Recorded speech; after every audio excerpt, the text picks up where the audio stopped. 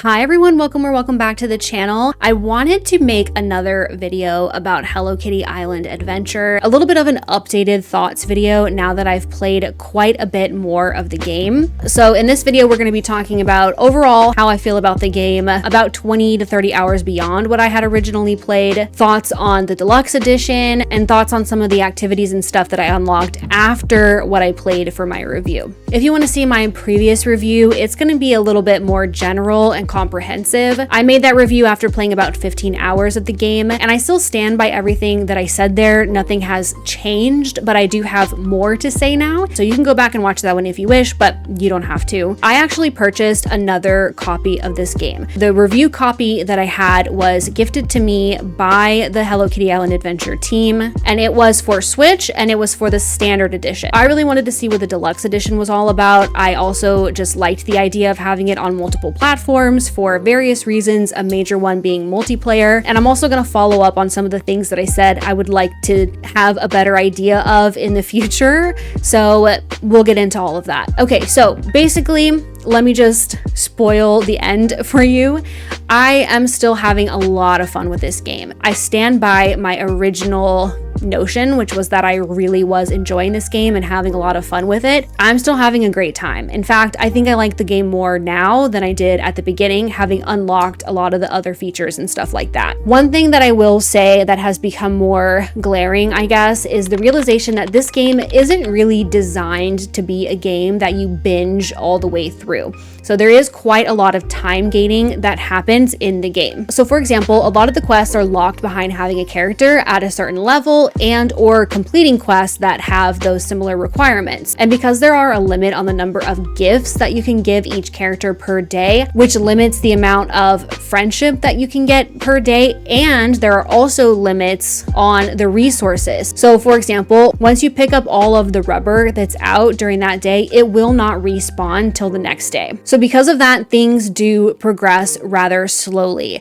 And I kind of got around that at the beginning on my Steam playthrough with the Deluxe Edition, because the Deluxe Edition actually gives you a lot of resources that speeds things up a little bit. So for example, they give you the starter bundle, which gives you friendship blossoms, friendship bouquets, strawberry crates, and island bouquets. Friendship blossoms reset a character's daily gift limit. Friendship bouquets resets the daily gift limit for all of the characters, and island bouquets resets all of the item spawns. So because of that, I was able to progress through the beginning stuff a lot more quickly than I did when I was playing on Switch, and that's good. That's what I wanted to do because I had already played through a significant portion of that. Another thing that I noticed, which really surprised me about the Deluxe Edition, is that there was actually a lot of grinding that you have to do to get your items. I originally assumed that once you got the Deluxe Edition, you would just instantly have all those items, but that is not the case at all. It actually took me about 2 days of grinding, using up a ton of friendship bouquets and island bouquets to get my deluxe items. This starter bundle, which has the friendship bouquets and stuff like that, you do get pretty quickly after doing the quest Power Up the Gate, which is one of the first quests that you do.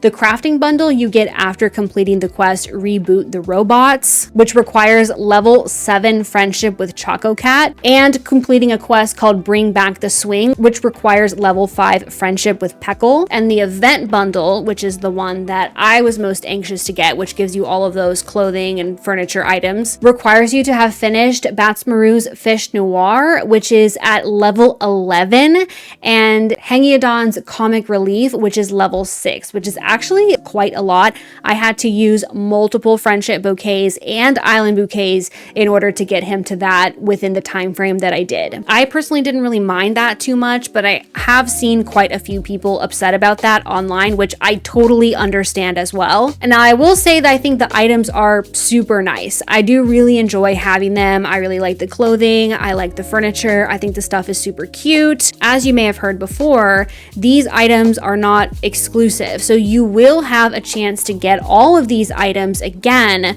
They're not going to completely disappear if you don't get the Deluxe Edition. I felt like it was worth it for me, but I could definitely understand people not feeling like it was worth it for them. Definitely understandable. Since playing longer, I have definitely unlocked a lot more activities that I really enjoy. One of my favorite things is all of the different types of cooking at the different stations and the ability to upgrade the cooking stations. I find the cooking so approachable, and I have such a fun time trying out the different recipes and stuff like that. Beyond just the oven with Hello Kitty, there's also a couple of other different machines, which include a pizza oven, a soda machine, a dessert machine, and an espresso machine. They make different types of things, and it's been really fun to experiment with putting different ingredients in there and getting the different items. I'm loving that a lot. There's also diving and snorkeling, which is really fun. You do eventually unlock a mermaid outfit, which looks really cool, first of all, and also makes it easier for you to snorkel longer without running out of stamina. There's also recycling, which I really like.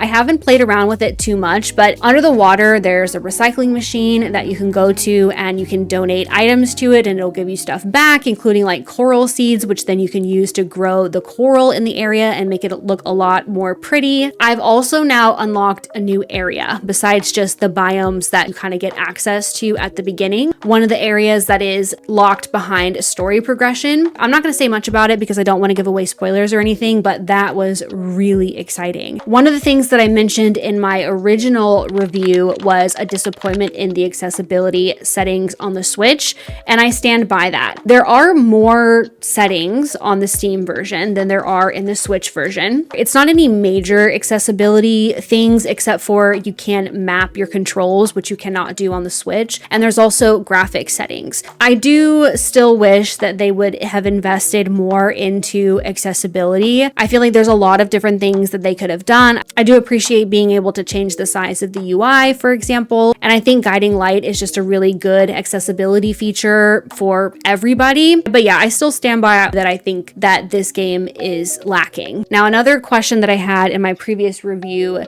is whether I thought I would get bored of the quests, because I noticed that a lot of the quests are what you would call, quote, fetch quests, meaning it's like go craft something and bring this back. This is the one way where I have slightly changed my mind a little bit on what I originally said, because I do feel that the quests, while they can be repetitive in a lot of ways, they're also kind of not. Like, yes, you're going to be crafting stuff, you're going to be finding things and bringing them to people, but for whatever reason, they stay feeling fresh. But I think it's because of the fact that they've made me feel invested in the story and the characters. The quests do truly feel like me participating in the story. It doesn't feel like busy work, if that makes sense. People may disagree with me on this, but to a certain extent, how unique can the quests truly be, right? Like, at the end of the day, this is a life sim with crafting and fishing and stuff like that. And so a lot of the quests are going to be those more simple type of quests. But again, in the time that I have played, it has not felt boring or repetitive to me at all. They add enough flavor to each quest to make it feel interesting. Overall, I am still really enjoying the game. I am so excited to continue playing, to experience new content and events